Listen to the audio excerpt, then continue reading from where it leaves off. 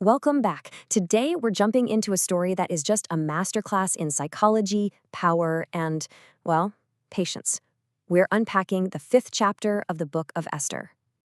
So, how do you take down a villain who seems to have all the power? You'd think you'd need an army, right?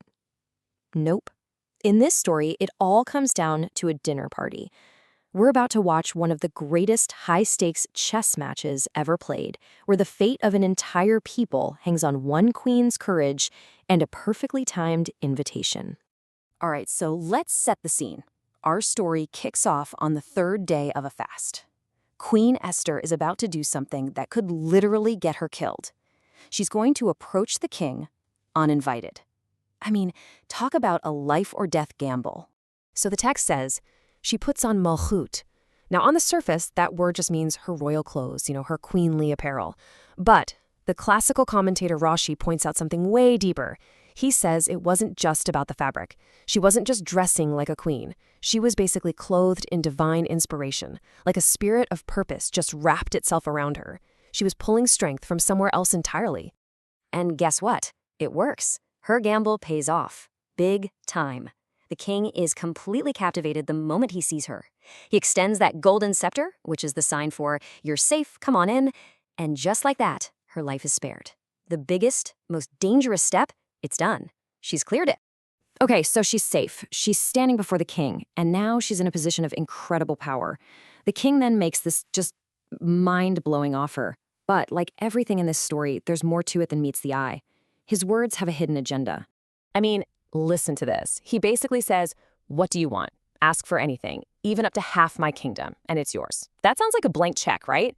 He's offering her pretty much anything she could dream of. Wealth, land, power. It's just an unbelievable show of support. But hold on. Rashi's analysis here is fascinating. He says this wasn't just some grand poetic offer. No, it was a very specific coded message. By saying half the kingdom, the king was drawing a line in the sand. At the geographic halfway point of his empire was Jerusalem, so he was basically saying, you can have anything, except permission to rebuild the Holy Temple. He was cutting her off at the pass before she could even ask. So even while he's being super generous, he's also playing politics. So here she is, with the power to ask for basically anything. So what does she do? Well, she makes one of the weirdest and most brilliant requests you'll ever hear. She asks for a dinner party. And not just for the king. She says, I want you and Haman to come to a feast I've prepared. Haman, her mortal enemy, the guy who just signed a death warrant for her entire people. She's inviting him to dinner. I mean, this seems crazy, right? Absolutely counterintuitive. Why would you sit down and have a meal with the man you're trying to stop? What could possibly be her strategy here? Is this a mistake, or is she setting the most elaborate trap of all time? Well, Rashi breaks down a few of the brilliant possibilities here. First, maybe she's trying to make the king jealous. Make him wonder, wait, why is she so interested in Haman? Second, she's totally lulling Haman into a false sense of security, pumping up his ego right before she pulls the rug out from under him. And maybe most importantly, she's making sure he is physically present, with no way to run when she finally exposes his evil plot. It's just a genius move on so many levels. And get this. At the feast, the king asks her again, okay, so what is it you really want? And she still doesn't tell him.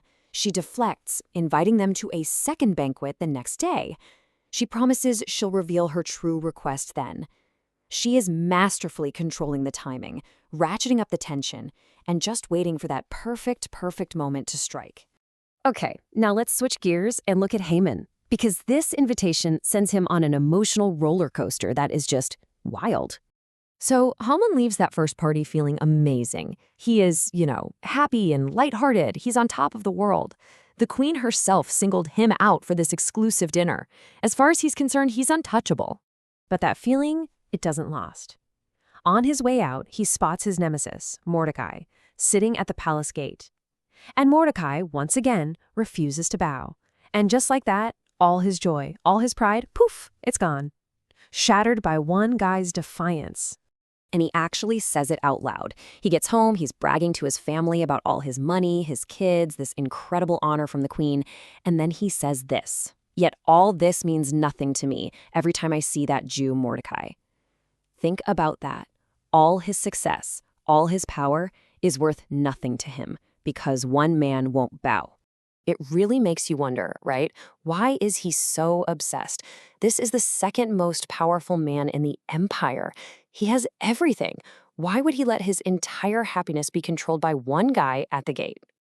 Well, Rashi gives us this absolutely stunning piece of backstory that explains everything. Turns out, years ago, during a war, supplies ran out, and Haman sold himself as a slave to Mordechai just to survive. And Mordechai has the deed to prove it. So every single time Haman sees Mordechai, he's not just seeing some stubborn guy. He's seeing his former master. He's seeing a living, breathing reminder of his deepest, darkest humiliation. So Haman goes home, just stewing in this rage. He can't stand it. And his wife and friends, well, they have a solution for him. A very swift and very public one. His wife, Zeresh, lays it out. Step 1, build a massive gallows. Tonight. Step 2, in the morning, go to the king and get permission to hang Mordecai. And step 3, with that problem solved, you can go to the queen's second feast, a truly happy man. Simple, right? And Haman absolutely loves this plan. But of course, because his ego is massive, he can't just build any old gallows. No, he builds a monument to his revenge, 50 cubits high. That's about 75 feet or 23 meters. We're talking like a 7-story building. He wants everyone, and I mean everyone, in the capital to see him finally crush the man who reminded him of his shame. So that's where the chapter leaves us, with this incredible image. Haman, so full of pride, is building this massive gallows for his enemy, all while being completely clueless that Queen Esther is setting her own, much cleverer trap for him. And it really leaves you with a chilling thought, doesn't it? When pride builds a trap that big, who is it really for?